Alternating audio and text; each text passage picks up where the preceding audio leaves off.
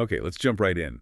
Today we're doing a deep dive into this online fashion place, Clara Hart, Minnesota. They're making a pretty big deal about a 26th anniversary, celebrating all these years of happy customers. It sounds nice, but, well, the information we've got paints a very, very different picture. Yeah, that warm, fuzzy story about, what, 2.5 decades? It slams right into the wall of, like, modern fraud checks. Yeah. And the first thing you really need to know, the absolute key metric here, their trust score. It's sitting at dismal 17.9 out of 100. Wow, okay, 17.9. That's shockingly low. It's about as clear a sign as you can get that something's fundamentally off. Right, so how do they even try to square that? Claiming decades of history, but the algorithms are screaming danger. Our sources show the site got flagged almost right away. High-risk activity, things like phishing and spam. Exactly. Phishing, spam, and the system slapped on tags like new, suspicious, and dubious. But they claim 26 years. Well, that's the core of it, isn't it? The lack of actual verifiable history is maybe the biggest red flag. We looked at the domain registration details, and the lack of transparency is kind of staggering. Every single field where you'd expect a real name, a person, anything behind this supposed 26-year dream, What does it say? it just lists the generic privacy service. Contact Privacy Incorporated customer. On everything. On everything. That's basically zero transparency, no real people attached. Look, a business that's actually been around for 26 years, it should have proof, loads of it, not just, a digital curtain.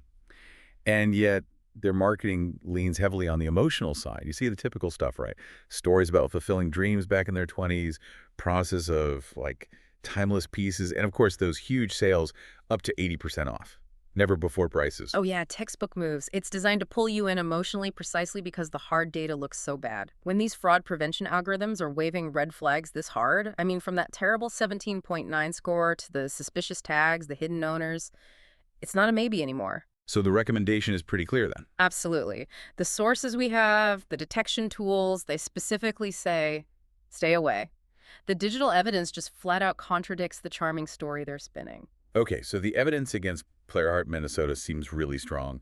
But this investigation itself, it didn't come from a typical consumer watchdog, did it? No, and that's actually quite interesting. It highlights a sort of niche, maybe a growing need. The review came from a service that basically acts as a private BS investigator. Okay, how does that work? Well, it's a membership thing. Starts pretty cheap, like $3 a month. And members can submit a product or a website they're worried about something they think might be, in their words, complete garbage. Then the service does a personalized deep dive like we're doing now and gets back with a review in 24 to 72 hours. Huh. So people are paying for targeted fact-checking because it's getting harder to spot scams. Seems like it. It really shows there's a demand for cutting through the noise, especially with operations that look sophisticated but might be, well, rotten underneath. Right. So let's wrap up this deep dive on Clara Hart, Minnesota. The key takeaway seems pretty stark. You've got zero transparency, maximum suspicion from the algorithms. Yeah.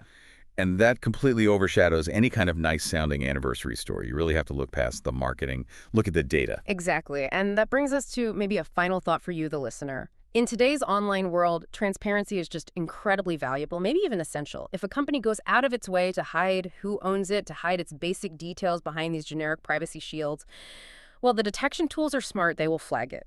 And you have to ask yourself, if they won't even show you who they are, why on earth should you trust them with your money?